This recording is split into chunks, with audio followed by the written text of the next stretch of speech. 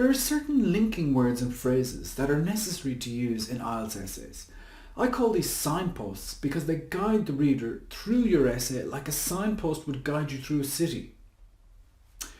You are expected to link your points and paragraphs with these standardised and accepted phrases and words. To do well in the exam, you will need to do this properly, but the good news is that it's pretty easy. The benefit of linking your points with signposts is that it will definitely help your coherence and cohesion grade, and this accounts for 25% of your writing mark. So it is very important to familiarise yourself with these words and phrases and to use them properly in the exam. This next few videos will explore how to improve your coherence and cohesion by using different signposts in the three parts of your essay: the introduction, the body and the conclusion. The signpost document is in the supplementary materials. You should download this and familiarise yourself with all of the phrases and words listed. We'll look at some examples in the next video.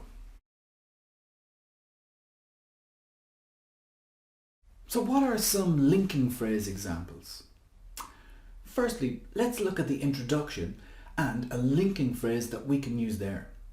One of my introduction favourites is the agreement phrase, "It is true that." This phrase is very handy as most IELTS debates have at least some truth to their claims, and this phrase sets you up to agree or partly agree with a point. Of course, you may use a different link or signpost to begin an agreement, but this one is pretty good. If you're looking at opposing sides of an argument in the body of an essay, your best linking phrases are "on the one hand" and "on the other hand." They work very well in keynote sentences, so you may begin paragraph A of the body with "on the one hand there are many advantages to something," and paragraph B of the body could begin with "on the other hand there are numerous disadvantages to something." As you make multiple points within the body paragraphs, you can signpost them with words like "firstly," "secondly," "thirdly," and "finally." And to end your essay, and for our final example in this video, you may begin your conclusion paragraph with the phrase "in conclusion." So these are just some of the phrases you may use. There are many more listed in the signpost document, which you should download from the supplementary materials and read. I will now show you how to signpost and link the points from our transport example in the next video.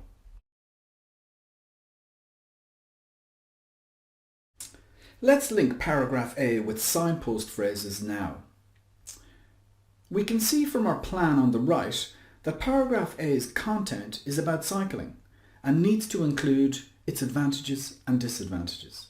The keynote sentence that we prepared earlier is "Cycling is a viable mode of transport that cities can promote as an alternative to counteract car dependency, and it has both advantages and disadvantages." Okay, from our plan, we know that the advantages are health-related, economic and environmental. And the disadvantages are that it's dangerous and inconvenient in bad weather. Let's link these points with signposts now. We'll write the remainder of the paragraph continuing after the keynote sentence. Firstly, a major benefit is that cycling is a great form of healthy exercise. In addition to this, it is environmentally friendly. Thirdly, using a bicycle is an economic form of transport in that it is relatively cheap. Moreover, the government investment required to finance a train network would be significantly more than that needed to provide bicycle lanes. On the other hand, it can be dangerous for cyclists who share the road with motorists, especially at night time. Furthermore, in inclement weather, it is not a very pleasant means of transport.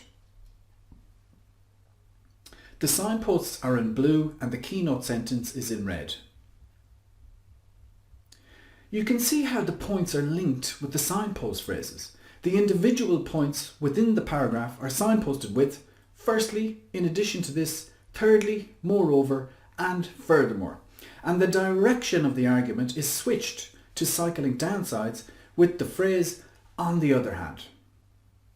Let's do another example with paragraph B of the transport topic, which compares the pros and cons of public transport. Let's do the entire paragraph.